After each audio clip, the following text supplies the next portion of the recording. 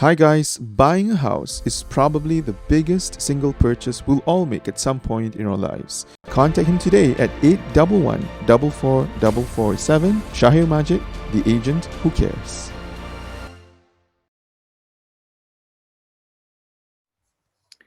Bismillahirrahmanirrahim. Assalamu alaikum wa rahmatullahi wa barakatuh. Alhamdulillah. Welcome, my dear listeners. Thank you for tuning in to another episode on the Mizi Wahid podcast. And today I have a very, very, very special guest. She comes from Malaysia and she is someone that I've just gotten to know, but we've gotten really comfortable talking to each other, mostly on social media. Um, she's very humble, warm, friendly, and someone I dearly respect with regards to the work that she does, which is going to be something we're going to talk about today, inshallah. And she is none other than Yang Amat Mulia Tengku Putri Raja, Tengku Putri Iman Afzan As Sultan Abdullah. Welcome and thank you for being here with me today. Thank you so much for the kind introduction. I'm so happy to be here today, and thank you for inviting me to this session. Thank And you so much. so much for It's an having. honor to have you. I mean, how have you been coping with the recent lockdowns and COVID affected everyone basically. How has it changed your lifestyle? Well, I mean, I think it's something that is so unprecedented to Mm-hmm. the whole world, not only myself. But it's something that, of course, I would never have expected. Yeah. Bringing in the new year, 2020, you always look forward to, having a better year than the last. But I feel like this year has, caught us all off guard. Indeed. And as someone who has anxiety, it wasn't great in the Mm-hmm. beginning, especially when there was a full lockdown, which, Mm. to be honest, I did not take this very seriously, this virus. I thought, not, I I didn't think think, most of us yeah, I didn't reacted think that much way. of Yeah. it.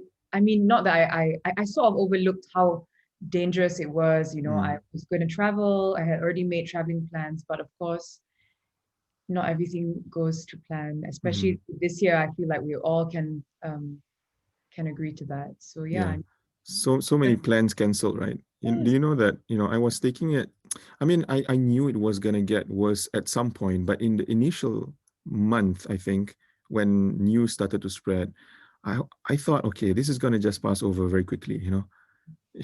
I did not think anything of it. I have to say, I was one of those that said, no, don't worry. And even though my mom kept saying, no, Iman, it's going to get worse, I thought, no, just book the ticket and just fly. It'll be fine. But When yeah, when was your last travel? Which month was it? actually, I went to Phuket with my family, with my son and my husband. Which That, month was it? that was in February. February. My last trip was in March. Oh, And that was when Singapore was already in lockdown. So when I came back, I was completely told to stay in the house. I was not allowed to go out. And for 2 weeks, and then the day after I was allowed to go out, the following day, Singapore said, "Everybody go back in your houses." oh, So, I was meant to fly to Japan mm, on the 1st of March. mm. My parents said, not a Yeah, good I idea. had an event in Perth, so I brought the whole family along. We had a holiday there, a short holiday. But then, news started to get worse and worse. We were so scared. So when we came back, everybody just stayed home, lah, alhamdulillah. But everything's good. I hope on your end, family's all good. We like everyone's well. Thank you so All much. right.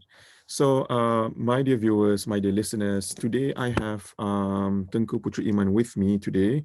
We are going to talk on the topic called mental illness does not discriminate.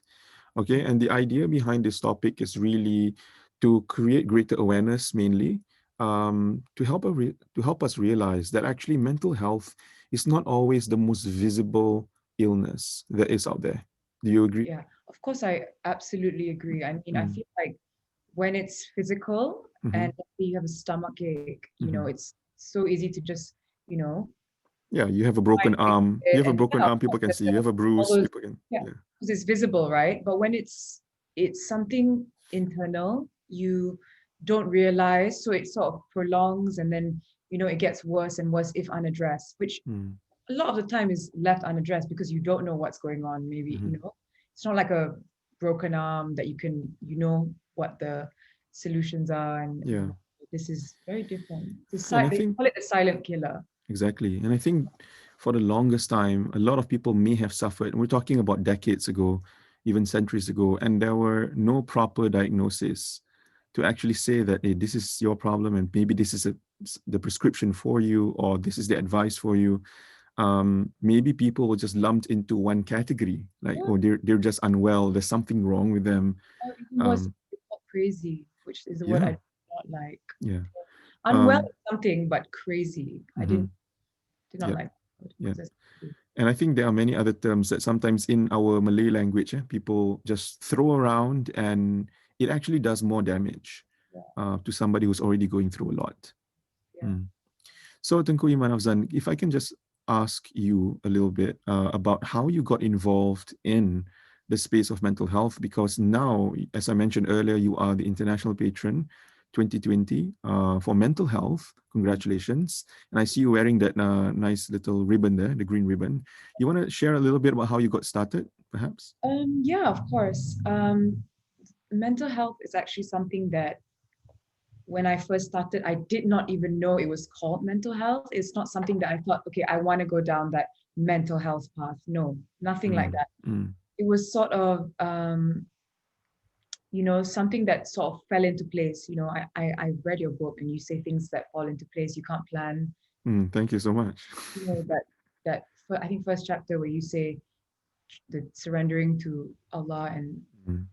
tawakkul. Yes, Tawakul. Yes, so it sort of felt that way. Mm, I realized that a lot of things kept popping up that, I don't know, it just sort of a road that I you did not didn't, intend to take, but I'm sort of taking. I did yeah. not plan this. Mm. Um, a A lot lot of it of a lot of things happen that way in life, actually. You don't really plan to go a certain I path, didn't. and then I think yeah. actually I didn't even know about the term mental health, to be Mm, honest. mm, I started with MIASA, which mhm. is the mental illness awareness Awareness, yep. with Puan Anita, who's great. We Mhm, we did a lot of work together.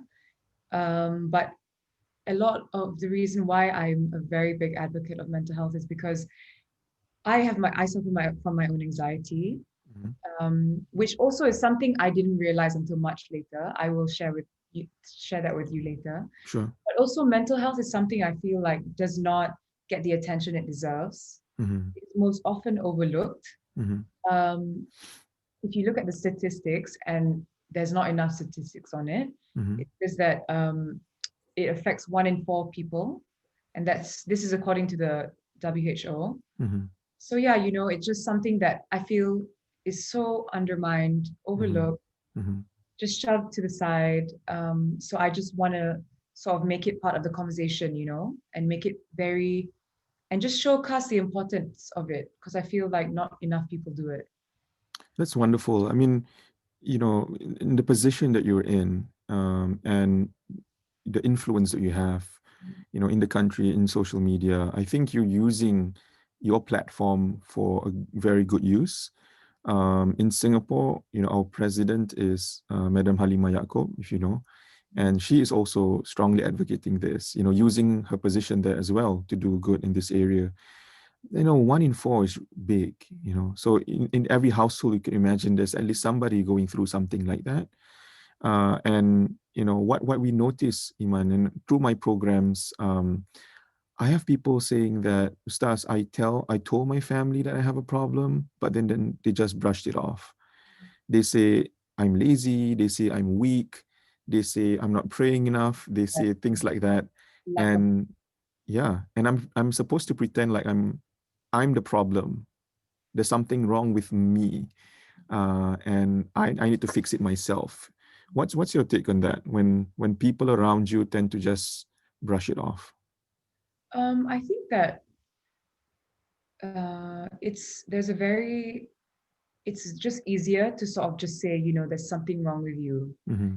than going to the crux of the problem and fixing it. Because sometimes it's just easier to say, and a lot of people have said this to me, don't worry about it, you're strong enough, you can handle it. Mm-hmm. And sometimes of course I do believe that I'm strong enough, but Mm-hmm. I'm one of those that have anxiety, so it's not Mm-hmm. the same. Not everyone's built the same way. Yeah.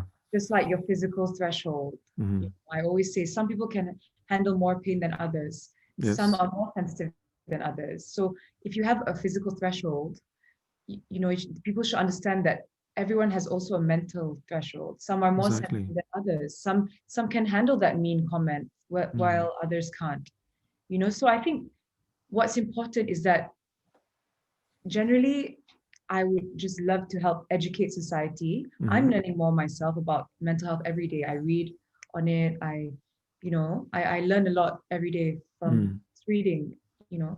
And there are two reasons why we should educate society. The first one is because the mental health spectrum is so wide and Mhm. there's such a lack of understanding about different types of mental health disorders such as schizophrenia, Yes.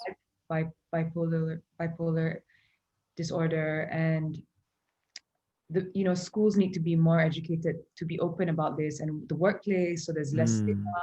Mm. The second reason people need to be educated on this is because a lot of people use these mental health disorders as an excuse Mhm. to like not get by in life. Sometimes it's like using your anxiety as an excuse not to work, but I Okay. don't think that should be the case. So I think Mhm. society needs to be more educated on these mental health disorders, and Mm.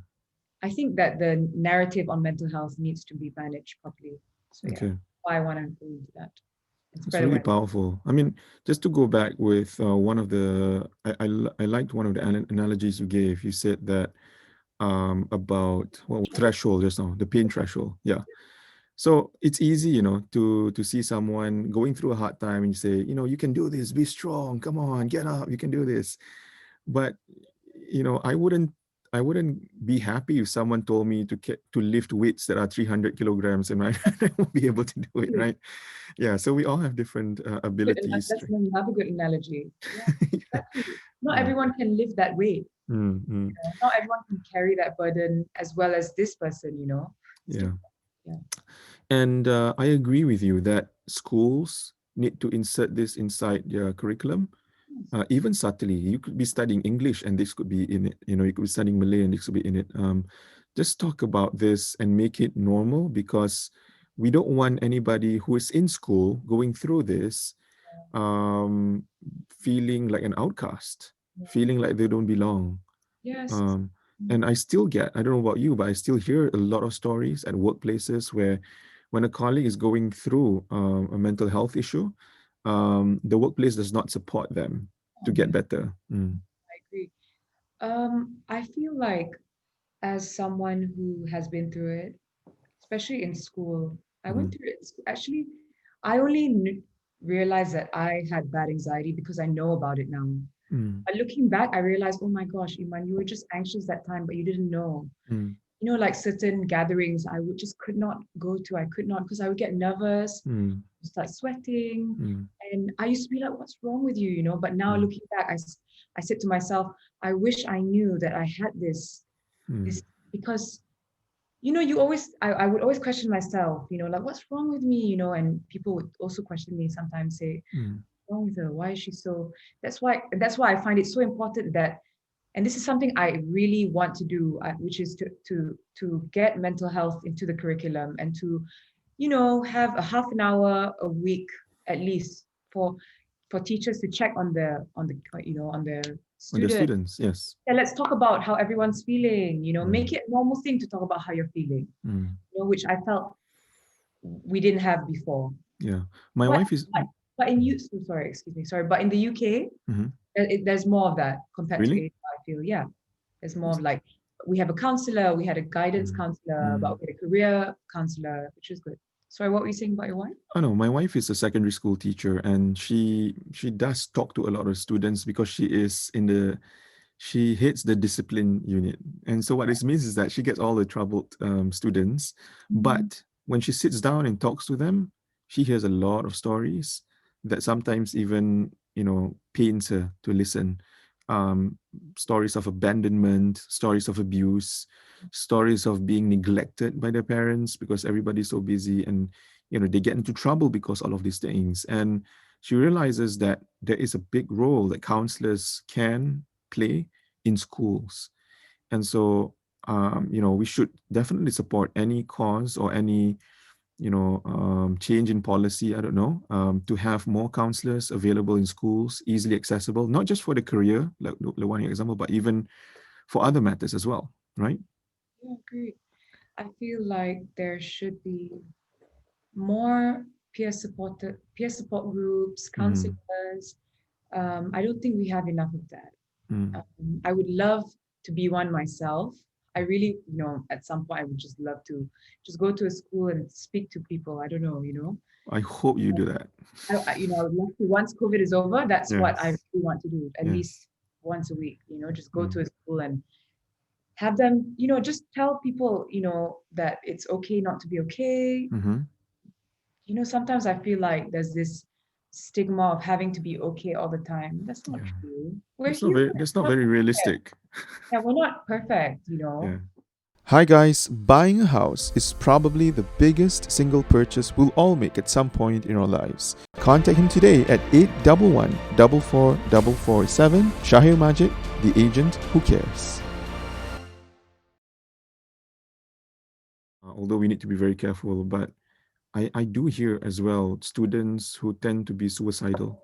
Yeah, And sometimes it could be purely academic, yeah, just stress of having to perform. And sometimes it could be, bullying, yeah, okay, which is very common everywhere.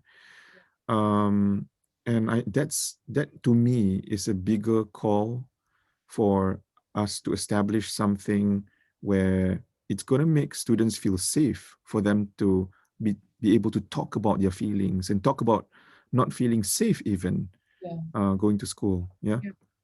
I think that we should have that platform as well. I don't know if I'm correct here. I mean, I don't want to, Mm, say what I'm not 100% sure about, but I feel like there is that pressure to perform nowadays compared to before. There's no social media before and no internet. yeah. So the pressure now and the level of, expectation on younger students, on everyone really, even in the Mm, corporate life, mm, your your your expectation to perform is so high. And also I feel like you can never really switch off. So when you leave the office, you're not really leaving the office because you have mm, your laptop, your emails are on, mm. you have your, everyone's always never out of reach. Everyone has 24/7 access to you, direct access to Exactly. you. Which Yeah. is why I feel mental health issues are also being on the rise, Mhm. because of that. So I feel like schools should also encourage that switch off time. When you go home, don't give them an extra load of work. I don't know. I feel like it's just too much because of that access. Sometimes Mm. too much access, like to the internet, to your smartphones. I feel like there has to be a 9 o'clock switch off time. Or even earlier, perhaps. Yeah, even earlier. It, During COVID-19, I don't know whether I think in Malaysia it was the same. All my kids all had work to do at home, and I had work to do from home. My wife had work to do at home. So can you imagine the stress it was at home? Everybody's trying to go online and do something, a class or meeting or something. yeah, And the first few days we were okay, but after a month it was getting to us, in a negative way, yeah, bogging us down, making us feel very anxious, But yeah, I totally agree with you. I'm all for what you were saying earlier about setting limits, setting boundaries, healthy boundaries between school, between work, and your personal life. yes, yes. Mm, Feel like now, especially during COVID, and COVID, you have mental health issues that were on the rise anyway, but now it's COVID. mhm, And it's actually I'm not trying to put, be sexist towards women or whatever, but I feel like we must prioritize women during this time, especially, mothers, single mothers, because it actually in Malaysia, there was a recent study by UNICEF that said that female-headed households are most disadvantaged by the pandemic mm, because they have to experience a high burden of care. Unemployment is on the rise, so it has a very big psychological impact on them. mm, Saying your wife, especially, not that you don't take care of your kid, but let's say she's a single mom. mm, It's very hard to juggle that, especially during COVID.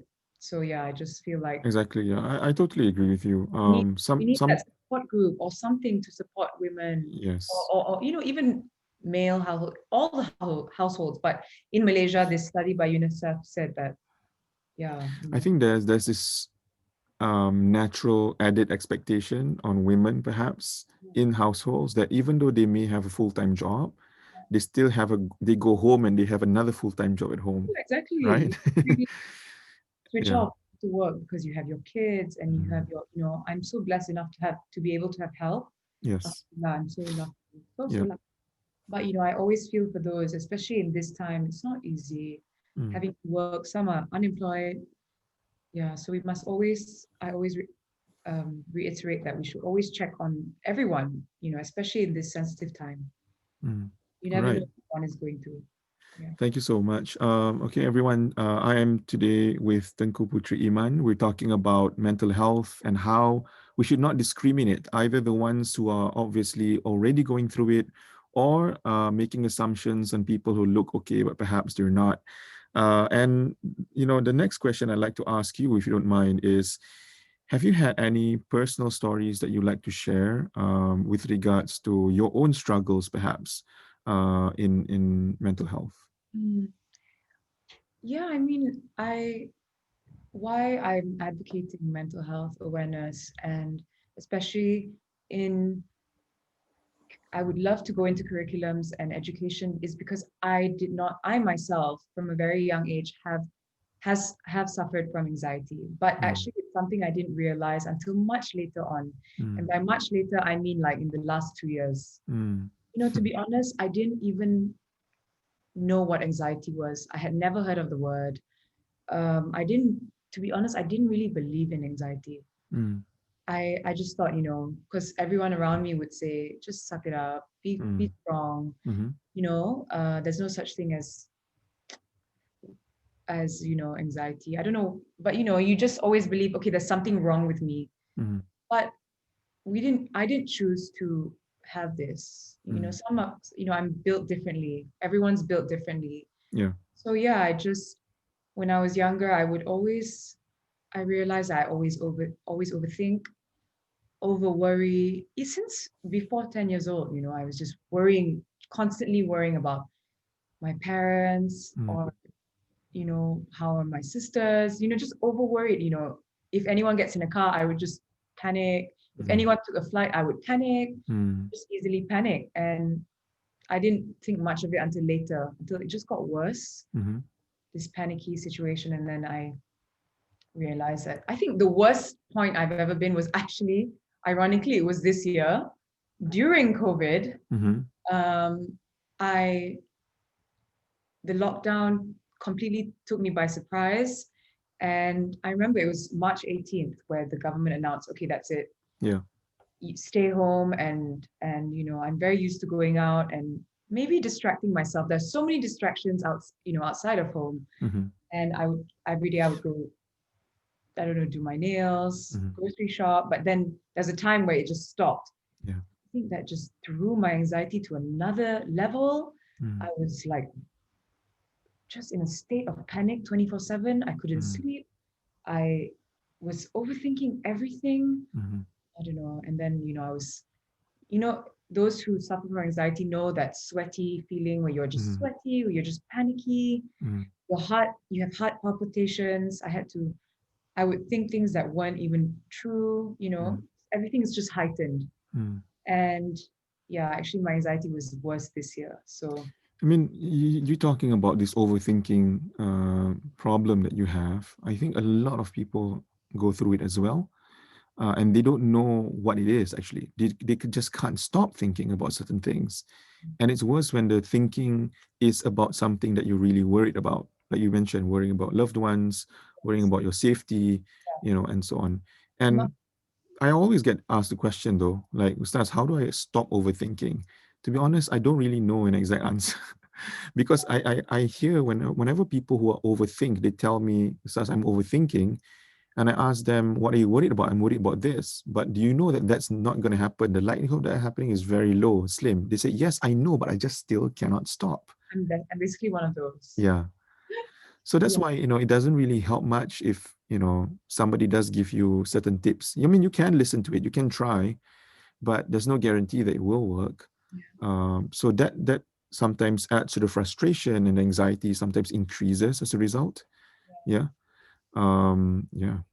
I actually, mine was very bad health anxiety, just was going for blood tests and scans and, just ridiculous. I know I can look back now and laugh at my own self, but it was just ridiculous. Just the amount of logic that you don't have when you're anxious is crazy. And then when you look back and you're better, it's just, it's something that you also, and then you ask people for reassurance, but they can't give you that. So I realized that it has to come from within. You have to really just take a step back, really practice that. Firstly, I went for therapy. Obviously, I've been going for therapy for years, so that helped a lot. I'm lucky enough to be able to go to therapy. Not everyone can afford that or has access to therapy, but personally, it helped me because I do CBT exercises, cognitive behavioral therapy, and I do EMDR with my therapist, which I'm sorry,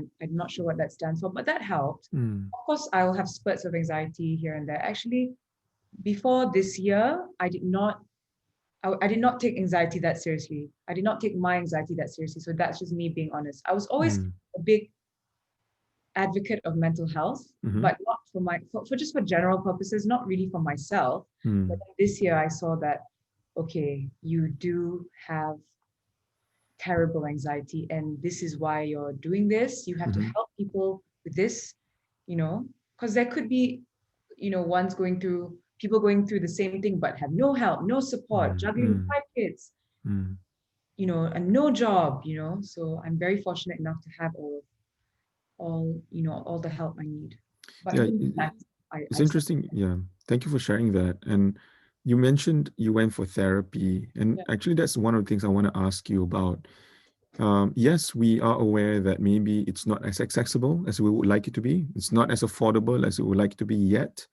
I have faith, though, that it will be more accessible. I have faith that in the future, I'm trying inshallah. to work on it. I'm trying to work on it for everyone. Yes. More accessible, affordable system. Yes.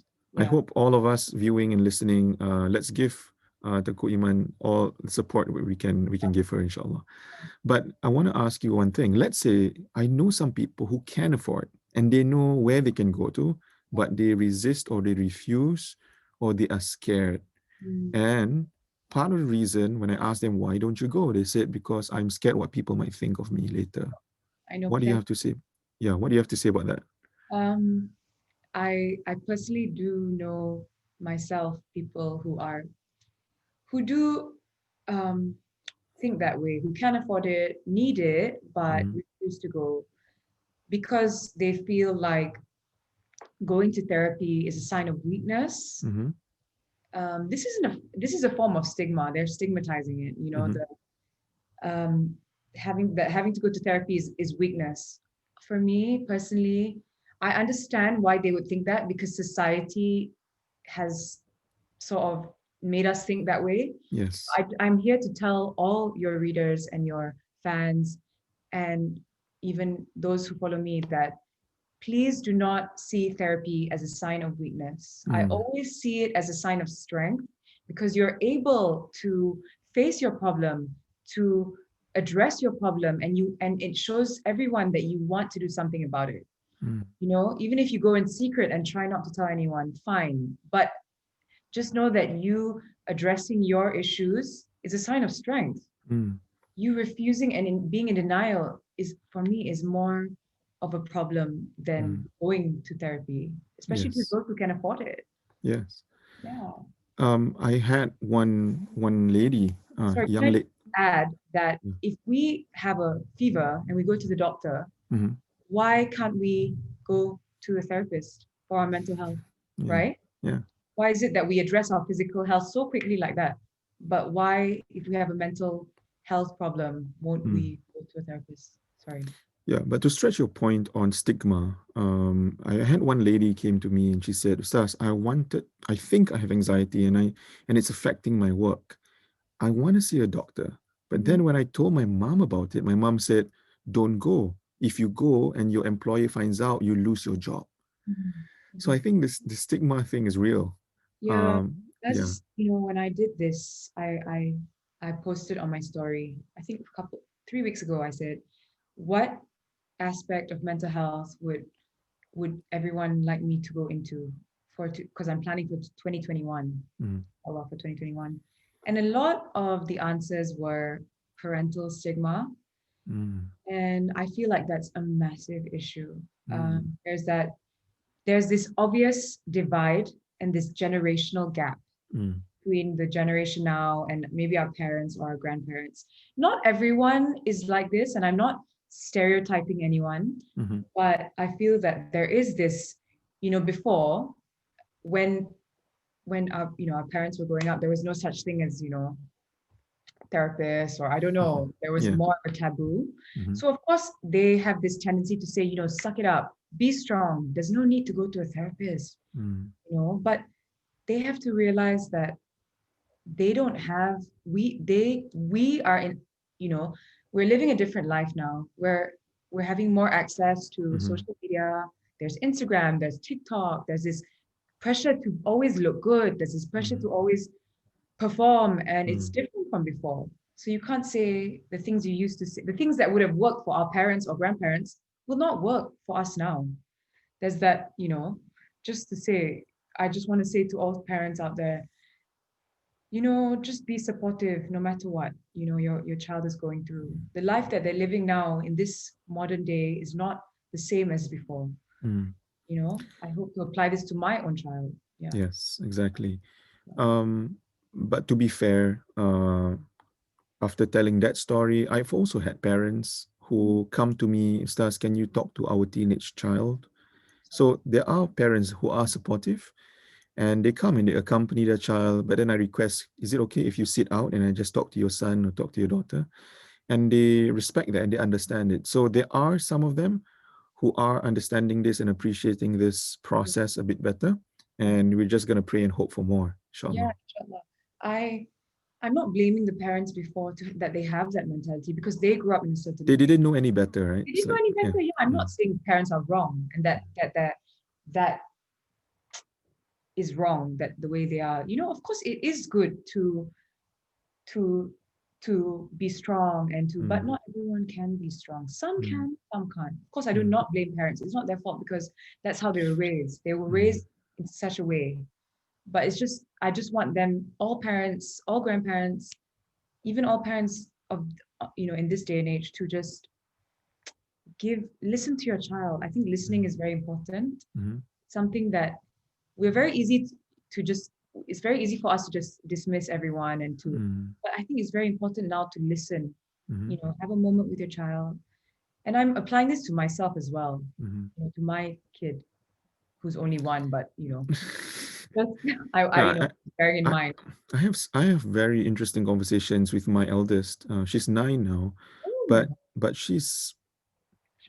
I mean, I wrote in my latest book, You Are Loved, that I shared a conversation that I had with her. She can actually express her emotions really, really well, even at that age, even at 7, 8, yeah. And it amazes me. And I think it's already time. It's never too soon to get started with your child, to help them express emotions, feelings, sadness. I think we should stop telling our children to just be be happy. quiet, be happy and be quiet if they're unhappy, Yeah. because it doesn't work that way. It's not like a switch. It's not a switch like a stop crying, press off button. I think we sit down and we listen and ask, okay, what's going on? What made you sad? Who made you feel that way? And they're gonna talk. Yeah, And yeah, I so like that you do that. I think it's so important to talk to your children, mm, especially at 8, 9. This is the time that I want to come into schools.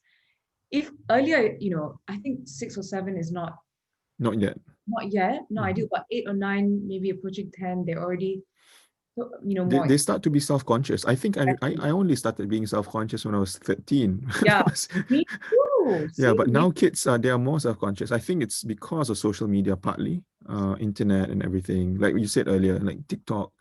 And so they're looking at people around them. They feel like if they're different They may feel like they don't belong because they're not as wealthy as others, or maybe their features, they don't look as good as others, or maybe their friends always get number one in school and they're always behind, or it could be anything.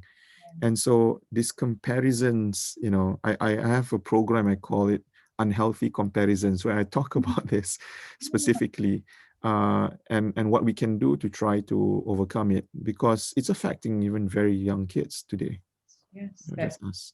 especially social media. Why don't I look like her? Why can't I dance like her? Why am I not smart like her? I think it's so good to be able to talk to your kids and tell them that, it's okay to be sad. Please talk to me. And this comparison thing, please, I'm so glad that you have this program. Please, everyone who's listening, tune into that program. I find comparisons like evil, because no one should ever compare themselves to anyone.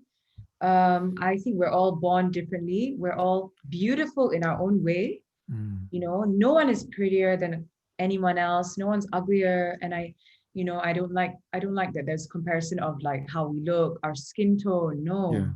Everyone is beautiful. Beauty is subjective, and beauty is so subjective. And the fact that we were created unique, like you pointed out, makes each and every one of us special and beautiful in our own way. Yeah, there's no, no one is more beautiful than the other because of the color of their skin. For me, if anything, it's your intention and your kindness, character.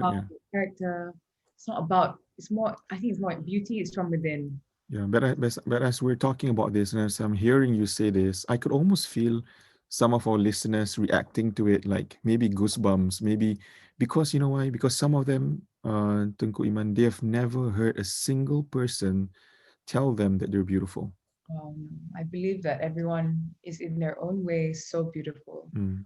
No matter what color they are. Some want to be whiter, this is whitening stuff. No, I don't. Please just know that everyone is beautiful in their own way. Love yourself. Love yourself. Everyone has something different to offer. So yeah.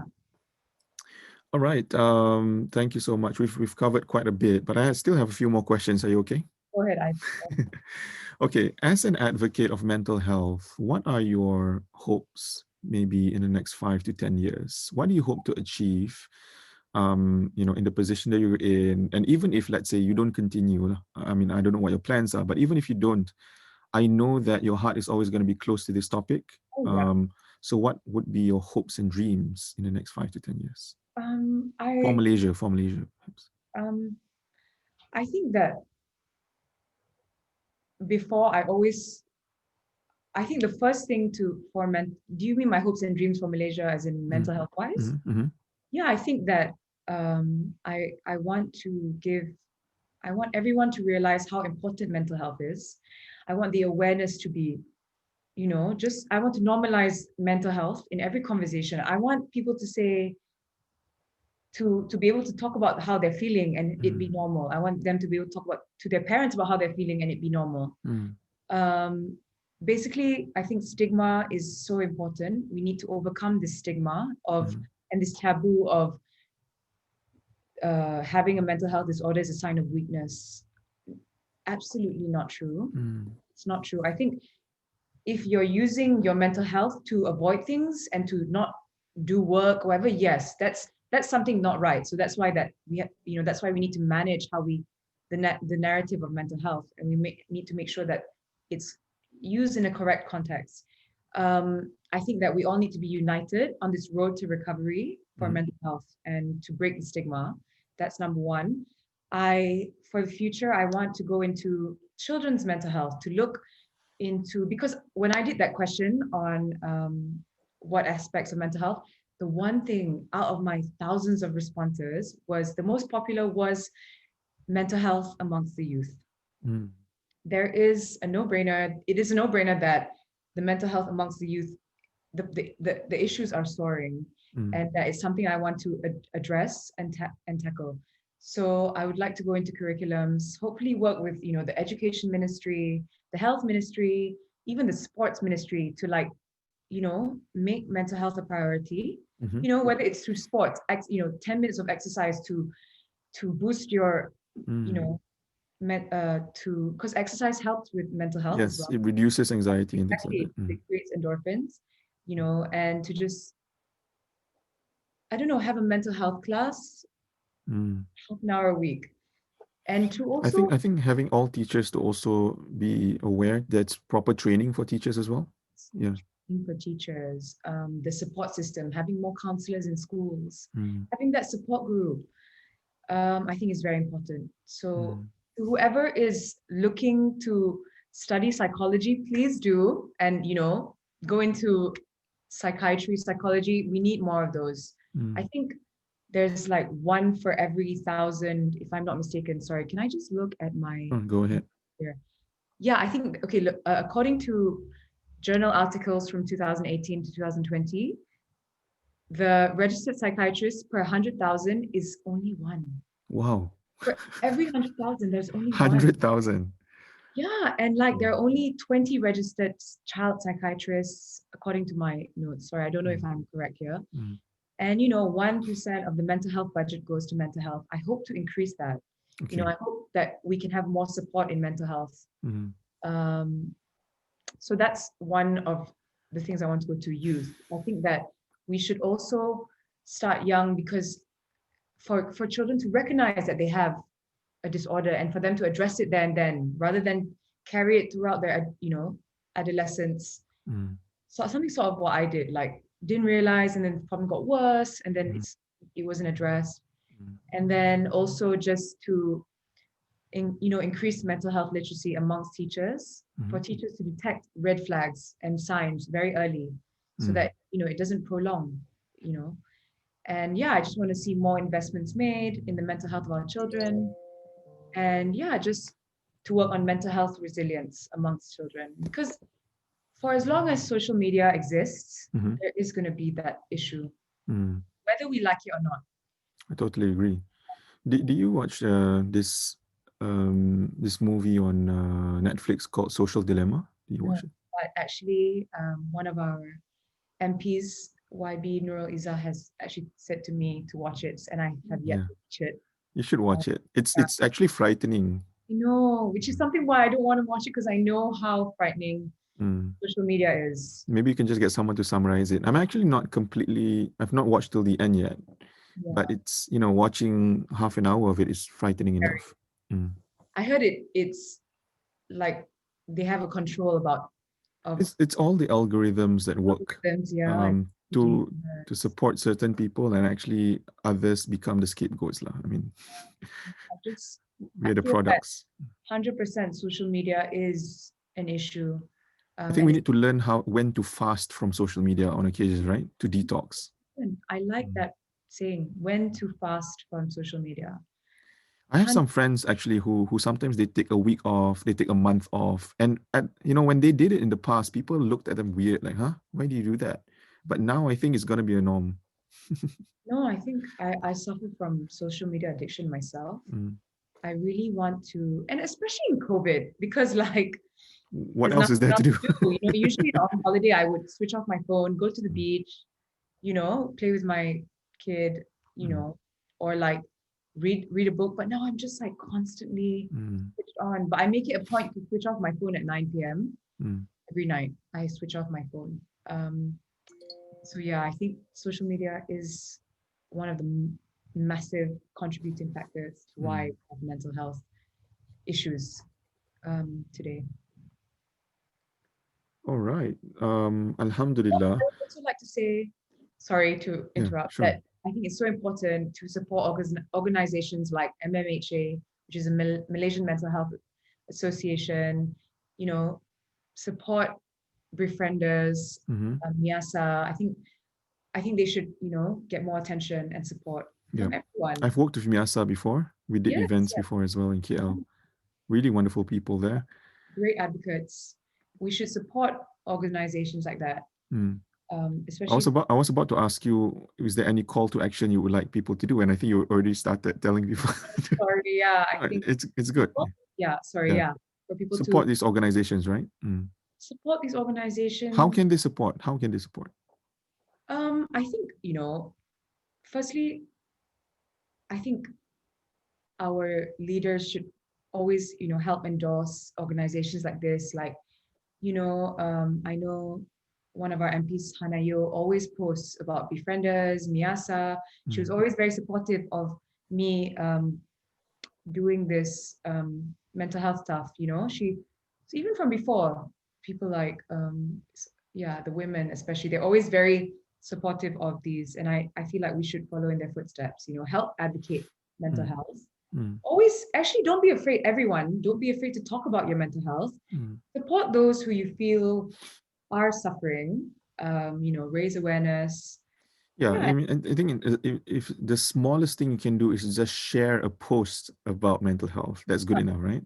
Yeah, and I think that also for all your listeners, my followers, for everyone to really be more mindful and sensitive to others during this challenging time. I think it's important to be kind and mindful anyway, but especially now during COVID. Also be mindful of the messages you receive, what we forward on WhatsApp. It's very easy to forward a message, but can we verify it first? There's always, Yes. fake news. Yeah. I think that's so important. That even it is consistent with our Islamic values as well. We shouldn't share something we're not sure of. But We shouldn't, even if it's true, for whatever reason, let's say it's true, if it embarrasses someone, if it, comes with the intention of bringing a person's reputation down, and we should definitely rethink it a lot. Yeah. Unless it's like criminal, that's always different. I actually recently had, and this is important to say because, like, on the topic of forwarding messages and forwarding unverified news, and just that forward, it's so easy to just press forward, but it's hard. It's easier to take that step. But actually, everyone should look back, including myself, and just verify that information. And I think that while COVID is so unfortunate, while we're going through this pandemic, which is so terrible, what COVID has helped us done is also to make mental health, make people realize how important mental health is. Yes. It has created more awareness. One of the reasons why I realize this is because those who have had COVID are stigmatized. And I feel like if you know someone who has been through, who has been positive, please don't stigmatize them and distance yourself from them. It's not funny. It's not fun to get COVID. It's not like anyone wants to get COVID. I had my own friends go through it. Yes, and I have too. Yeah, there was news on them that went viral, and I was very angry and upset that people were so quick to share information on them. Certain places revealed their names and their information, and that's not funny. That's not fun, people. That's a stigma in itself. It's something that the mental health community is very familiar with. Stigma, being not very nice about them just because they had, were positive. But that's not something anyone wants to go through. Imagine the mental health effects, the impacts of having the virus on their family, on the community. So we're so quick to judge others, but imagine what they're going through. Yeah, I had a friend who was suffering through it because he went to, I think, UK, and he came back and he caught it. And he was 2 weeks of suffering in the hospital. Yeah. It wasn't fun. And for people to do that is worse. Like, it just makes everything worse. And just like mental health disorders, this virus knows no boundaries. You can get it if you're rich, if you're poor, if you're healthy, if you're unhealthy. So just be mindful of that to others, Be very mindful, because I know people who have gone through it and are being ridiculed and rejected. I really do not like to see any of that. It is important for us as a community to support everyone. Be kind, people. Be mindful. It's so easy to just circulate messages and be nasty, but gosh, I was so upset when I saw that my friend, of course I'm not going to name names, who were going through that. I just thought it was nasty that their identities were revealed. No. Yeah. Be supportive. We need to be supportive of one another, especially in a time like this. Yes, exactly. And I think this message goes out to everyone as well. If you're in school, be kind to your friends. If you're at work, be kind to those who are going through a difficult time. I think kindness is lacking in this world right now. because everybody can hide behind a social media account and just attack people. Yeah, the And cyberbullying now. cyberbullying is really bad, and you can bring somebody down just like that. I think we need to bring back what our religion actually teaches us, which is compassion, kindness, saying good Yeah. things. And if the Prophet ﷺ said, if there's nothing good for you to say, remain silent. And sometimes we just feel like we need to say something, or else we feel left out, or we need to say something, or else we look stupid, or we look out of place, or we don't have anything to chip in. But actually, sometimes that's actually the wiser thing to do, to remain silent. If you have nothing nice to say, don't say it at all. Mm. Yeah, agreed. And yeah, I mean, what I would love for your followers, my followers, to do is just check on each other. If you know someone's going through something, reach out. That message goes such a long way, and that phone call, even though it seems like nothing, it will mean a lot to the person receiving that phone call. I just want everyone to make sure that after COVID, this mental health conversation continues, and that we normalize this conversation, that we I think that it would just help for everyone to just be kind. I know that bullying is on the rise, and I know that my good friend Tengku Zatasha of Selangor, she's very active with bullying and anti-bullying campaigns. I think it's called Say No to Bullying. I think that's very good. I would love to collaborate Sounds with her. good. We're working on a collaboration on something, but yeah, just to help with, help kids be kind to other kids. I feel like bullying is on the rise as well. So yeah, I just want to advocate not just mental health, but kindness. Can everyone just be kinder to each other? Yeah. We need a new kindness movement. Yes. It's not just about mental health, it's about just being kind in general. And that will help people's mental health. I agree. And on your last point about just being there for someone, it can change everything. It can make a huge difference, because you think that you're like, oh, the fourth person, the 10th person. You may actually be the first person to actually check on them and genuinely mean it. Like when you ask, how are you? You actually mean it, compared to, like, when you meet friends, hey, how are you? It's like, you don't really care about the answer. I remember that my best friend who she's called Ariane. Actually, she was one of the first people from before. Actually, 5 years ago, she would always say, how are you? And I'm just like, why are you? Because people don't do that often, right? She would say, how are you every day? And I found that weird. Then, especially if you meet the person like, no, don't worry, nothing's wrong with me. You don't have to ask. But actually, she was just like, no, I'm just asking, how are you? It's just a normal thing. But it became so alien, I mean, like something like as simple as how are you every day has become so weird. But actually, it shouldn't be weird, right? Yes. It should be normal. So that she taught me a lesson in that. Like, she said, I'm not being weird. I'm just asking you how you are. It's normal. But oh my gosh, yeah. It's become so foreign to ask how are you every day. Yeah. It would be weird for a lot of people, because, hey, I meet you every day. Why do you need to ask the same question every day? Like, can't you see I'm okay? Every day, right? Actually, it's a good thing to ask. Indeed. Your friends, how are you? How are you doing? Yeah. We could do this campaign in schools. The how are you? Like a how are you campaign. Yeah, something like that. Yeah. Okay, those are some ideas for you, inshallah. Yeah. Okay, Tengku Putri Iman, thank you so much for your time today. I truly appreciate it. I know this is the first time you're sharing a lot of these things, and I'm truly honored. Yeah, it's my first one, but I'm very excited to be doing this with you. I also have your book, which I really love. Oh, thank you so much.